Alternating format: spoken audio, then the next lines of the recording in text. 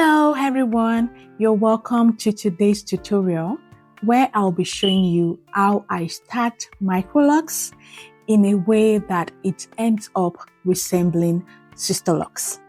So I must say again, I'm not teaching Sisterlocks, but a Sisterlock-inspired microlocs look, because I make sure to have a very good versatile grid and equal locks. So guys, let's get started. We'll be starting with the grid. The first thing you need to do is to divide the hair into two equal halves. I've done that. Now I would part from the tip of her hair to the middle of the hair. I would then divide the front part into two of about 4 to 5 inches each, depending on the radius of your client's head. Okay? Once I've done this, I will go to the back and section from the same point where I created the pattern in front to the back middle part of her hair. Okay, this will give me what I will have at the back, and from the nape of her neck to that point is about 5 inches too. Then I would divide the remaining middle chunk into two, tracing it from what I have in front and then getting the middle part of the length of what that is. I'm using length and inches in this video to make it detailed, and if it's not detailed enough, watch out for a tutorial I'll be posting soon where all I will do is show you how to do grids using mannequin. So if you are yet to subscribe, please do so and turn on the notification bell, because there are a lot of interesting things coming your way very soon. After you've gotten the right side, what I do is just to replicate it on the left side. And the left side goes by faster because you already established the grid on the other side. To save time, what I do is just to go ahead with the grid as much as I can.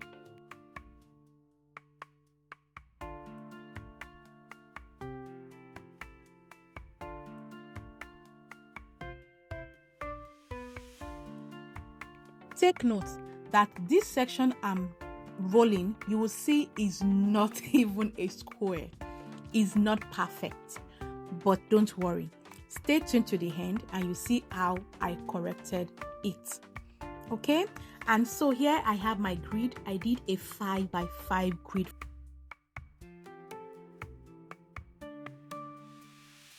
To get perfect straight lines horizontally, I use my measuring tool. I created this tool myself.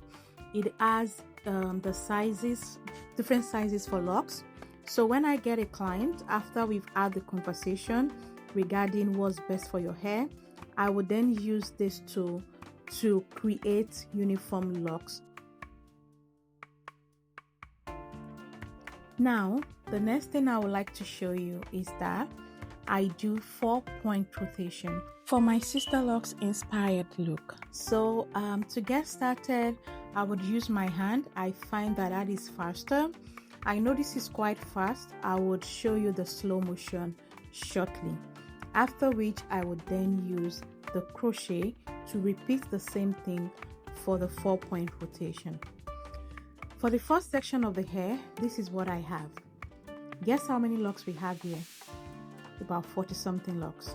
Okay, and I like to roll them this way. It's not a must, but for picture's sake, to show the explanation for visual, it's good. And also if your client wants to have curls when they are done. Now let me show you how I correct grids that are not perfectly straight. I will use this measuring tool to measure both ends and make sure it is the size I intend to do. This keeps my line straight, okay? And then I go a step further to measure each individual lock to be that same size. That way I'm creating a perfect square that is uniform all round. That's what I do when clients want their locks to be the same size all through.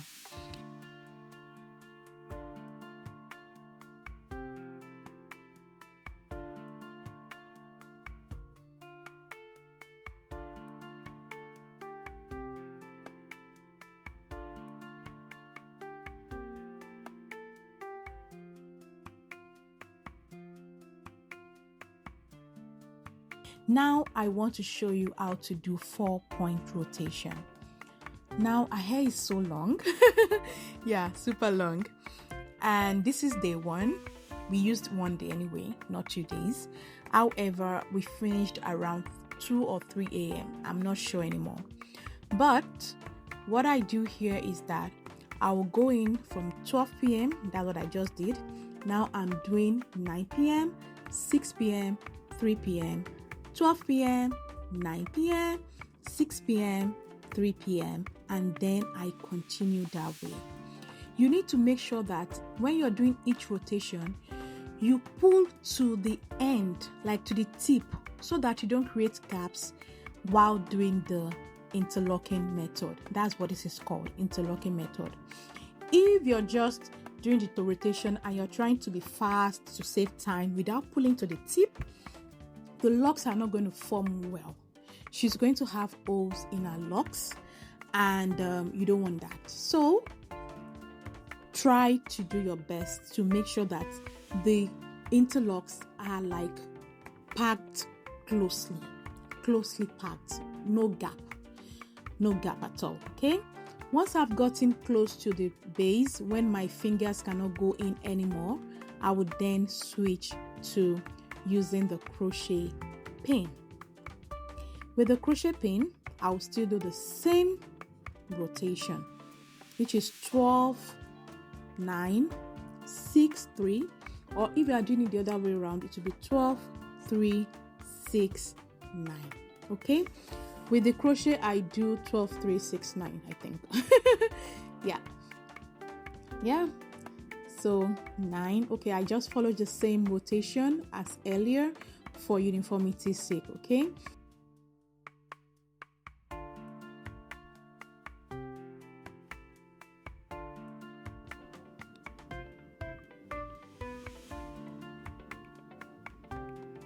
at this point, once this is done, I would show it again and allow you watch it in silence to understand and get what I'm doing.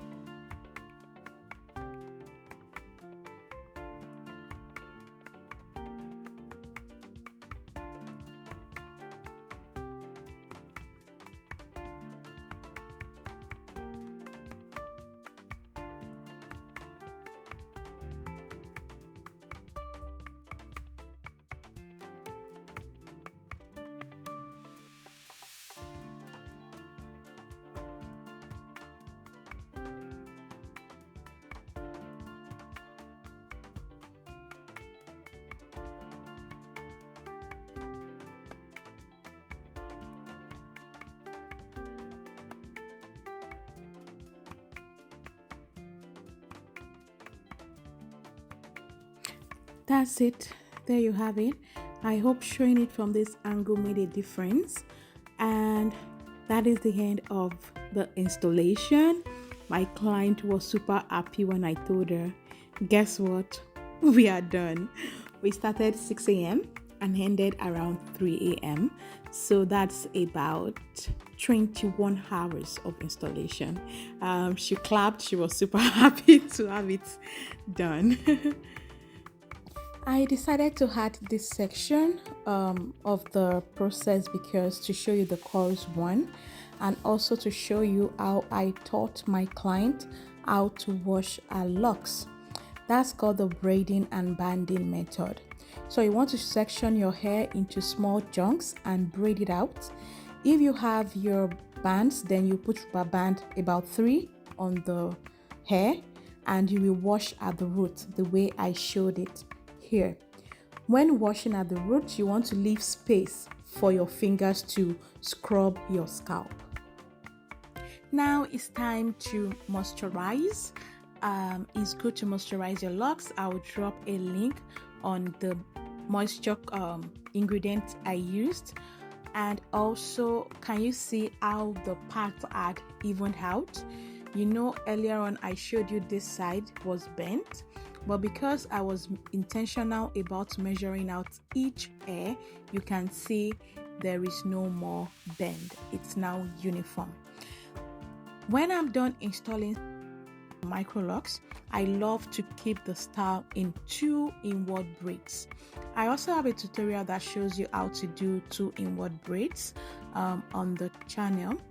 Now, what this does is that it helps keep your hair intact till your next wash day.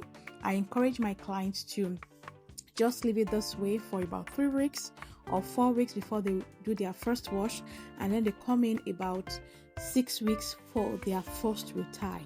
So we just make arrangements around that and their lifestyle to know how many times will be safe for them to wash.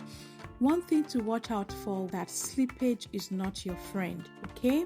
If you over moisturize, you wash your hair too much, you're going to experience slippage.